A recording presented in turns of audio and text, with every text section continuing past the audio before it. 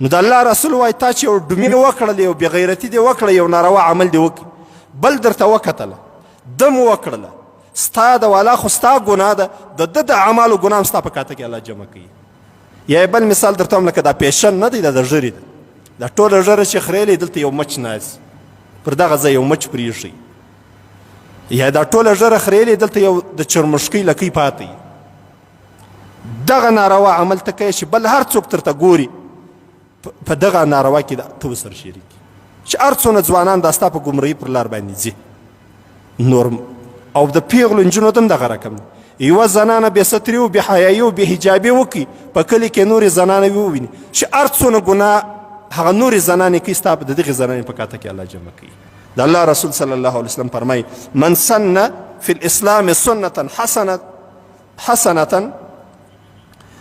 فله اجرها و اجر من عمل بها. دته خدای د دې اجر ورکوي چې تا دا د خیر کار کړی نور خلک یې کوي الله د هغو د خیر اجر تا ته هم درکوي هغو ته خو خپل اجر ورکوي من غیر ان ینقص من اجورهم شیئا دی نه چې د اجر کم ده ته هم الله اجر ورکوي تا ته هم خدای خپل اجر درکوي د ده د نیک عمل اجر تا ته هم الله درکوي. مثلا یو مثال زه وایم د پیر په ورځ باندې روژه نیول سنت عمل دی سړی خپلو ملګرو ته وایي راځئ سبا د پیر ورځ د روژه ونیسو یا د جمعرات په ورځ روژه نیول سنت عمل دی یو سړی خپل ملګرو ته وایي راځئ سبا روژه ونیسو د جمعرات ورځ چې هر څونه دا خلکو دا روژه ونیوله تا ته خدای د دې اجر ثواب درکوي.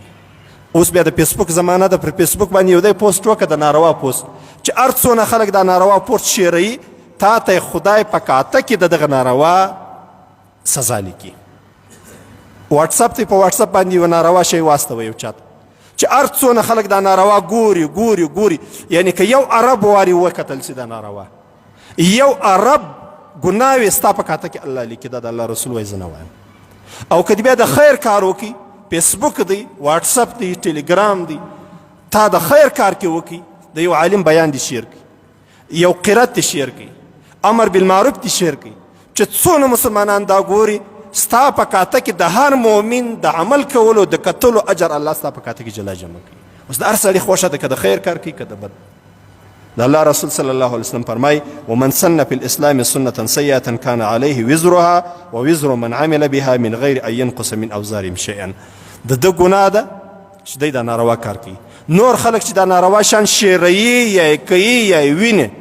د هغو د نارواو ستا په کاته کې جلا جمع کیږي الله جل جلاله بیا تا ته سزا درکوي. الله دې په دغو خبرو د عمل کولو توفیق را نصیب